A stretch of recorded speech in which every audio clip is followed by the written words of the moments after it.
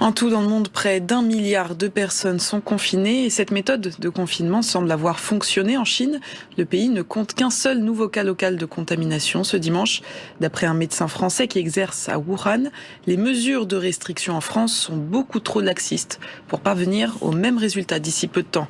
Regardez ce reportage tourné par nos confrères de France 2. S'il ne devait en rester qu'un, ce serait lui. Philippe Klein, 56 ans, un des derniers Français à Wuhan. Médecin généraliste, il est resté au chevet de cette ville malade. 60 jours que la quarantaine a commencé à Wuhan, 60 jours que je n'ai pas vu mes enfants et mon épouse. Dans une situation aussi exceptionnelle, on doit faire des sacrifices exceptionnels. Et ça continue. Pas de circulation, des barrages de police partout. Et surtout une population qui a interdiction absolue de sortir dans la rue.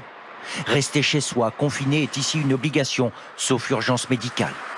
Ou quand on est journaliste ou médecin. Le docteur Klein est persuadé que les mesures prises en France sont très insuffisantes. On sait maintenant que ce confinement ne servira à rien.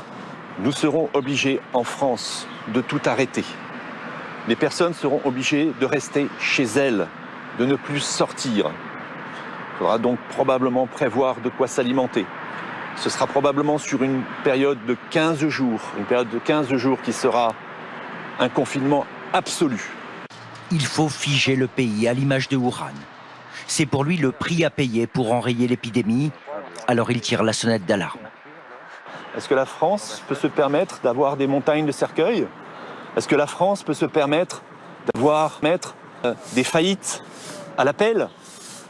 Non, elle ne peut pas se le permettre car nous avons des solutions. Les Chinois ont appliqué des solutions qui ont fonctionné.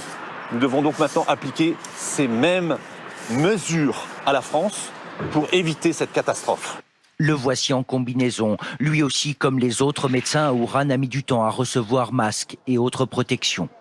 La Chine a aussi tardé à isoler ses malades et réquisitionner stades et hôtels. Pour le docteur Klein, la France n'a pas d'excuses. Elle aurait dû retenir la leçon chinoise pour être mieux préparée à cette guerre sanitaire. En Afrique, certains pays